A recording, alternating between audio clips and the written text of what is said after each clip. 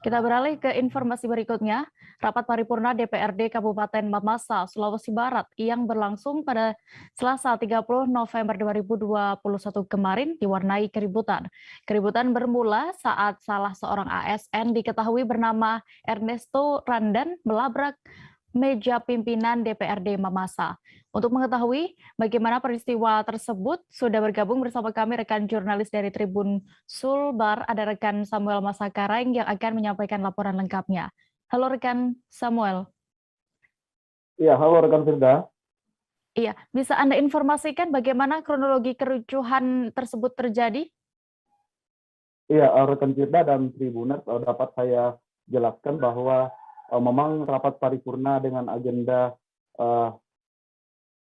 pengesahan APBD Kabupaten Mamasa tahun anggaran 2022 kemarin yang berlangsung di ruang paripurna DPRD Kabupaten Mamasa itu diwarnai kericuhan di mana saat salah seorang anggota DPRD Kabupaten Mamasa dari fraksi P3 ini menyampaikan aspirasi masyarakat di hadapan pimpinan Ketua DPRD. Namun di tengah penyampaian aspirasi itu, oknum anggota DPRD yang saat itu masih sedang berbicara dipotong oleh oknum ASN yang diketahui bernama Ernesto Randan.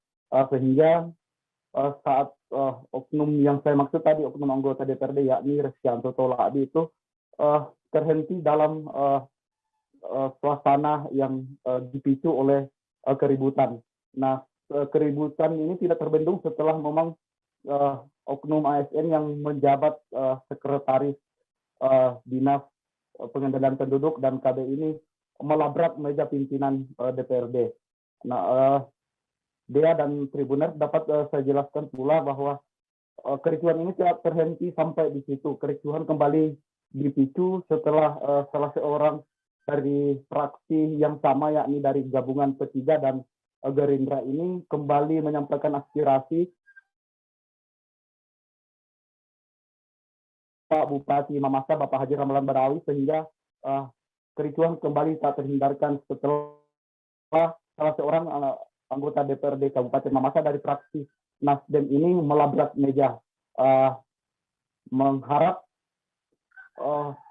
paripurna ini dihentikan sejenak karena memang terkesan fraksi P3 ini menyerang pribadi Bupati Mamasa. Begitu rekan Dea.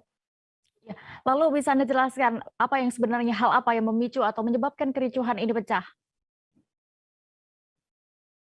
Iya, memang kericuhan ini tak terhindarkan setelah oknum ASN ini menganggap bahwa pada rapat paripurna ini tidak semestinya lagi ada paripurna di atas paripurna, di mana sebelumnya memang telah diagendakan pendapat akhir fraksi.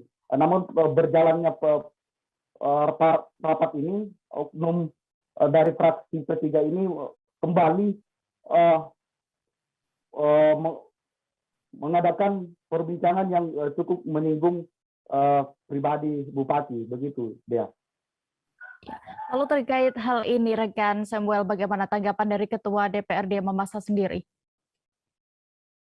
Iya, dari hasil konfirmasi kami ke Ketua DPRD Kabupaten Mamasa itu memang mereka tidak begitu merespon persoalan ini. Mereka hanya meminta pihak yang berwajib menangani kasus ini, apalagi ini kan dipicu oleh salah seorang ASN, sehingga pihak DPRD sendiri berharap bahwa kalaupun memang ada pelanggaran kode etik di dalamnya, maka pihak DPRD berharap persoalan ini diselesaikan oleh pihak berwenang, oleh pemerintah daerah Kabupaten Mamasa itu sendiri. Rekan Dea.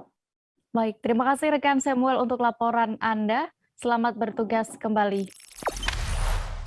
Jangan lupa subscribe, share, komen, dan like ya.